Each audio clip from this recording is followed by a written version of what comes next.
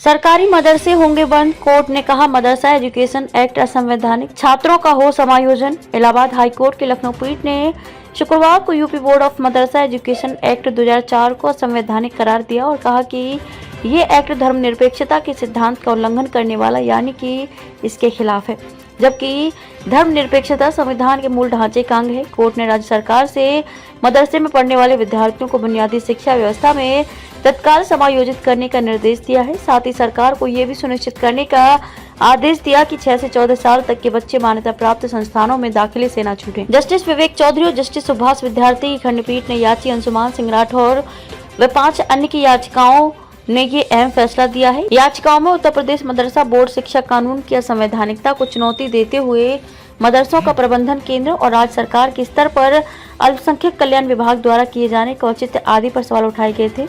प्रदेश में मदरसों की जांच के लिए सरकार ने अक्टूबर 2023 में एसआईटी का गठन किया था। जांच में अवैध तरीके से संचालित होते पाए गए हजारों मदरसों को बंद करने की तैयारी चल रही है। शुक्रवार को कोर्ट ने मदरसा छात्रों के भविष्य को ध्यान में रखते हुए यूपी सरकार से उन्हें सरकारी स्कूलों में समायोजित कर शिक्षा की मुख्य धारा से जोड़ने का निर्देश दिया है।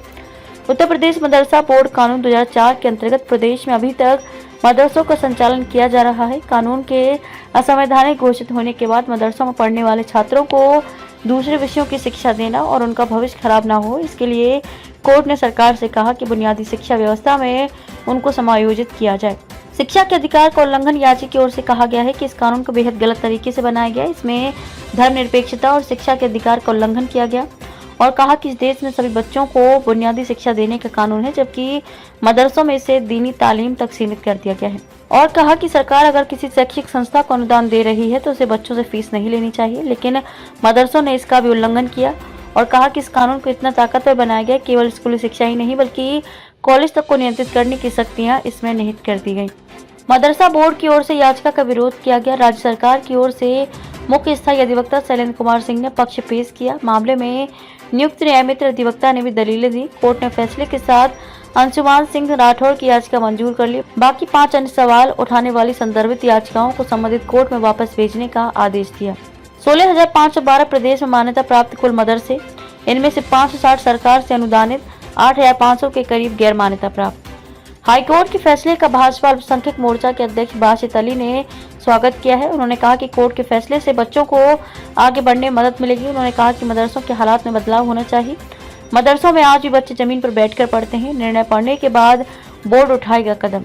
बोर्ड की चेयरमैन इफ्तिकार अहमद जावेद ने कहा कि कोर्ट के फैसले को पढ़ने के बाद आगे का निर्णय लिया जाएगा। 20 साल के बाद इस कानून को असंवैधानिक करार दिया गया है। जरूर कहीं कोई गड़बड़ी हुई है, हमारे वकील कोर्ट में पक्ष सही से नहीं रख सके। मौलाना सैफ अब्बास बोले, हाईकोर्ट के फैसले से हम आश्चर्यचकित हैं। मौलाना सैफ अब्बास ने कहा कि हाईकोर्ट के फैसले से हम आश्चर्यचकित हैं। मदरसा अधिनियम मौलवी ने इन्हीं सरकार ने बनाया है। अब मदरसा के छात्रों और शिक्षकों का क्या होगा? उन्होंने कहा कि जरूरत पड़ी तो आगे की अदालतों में जाएंगे।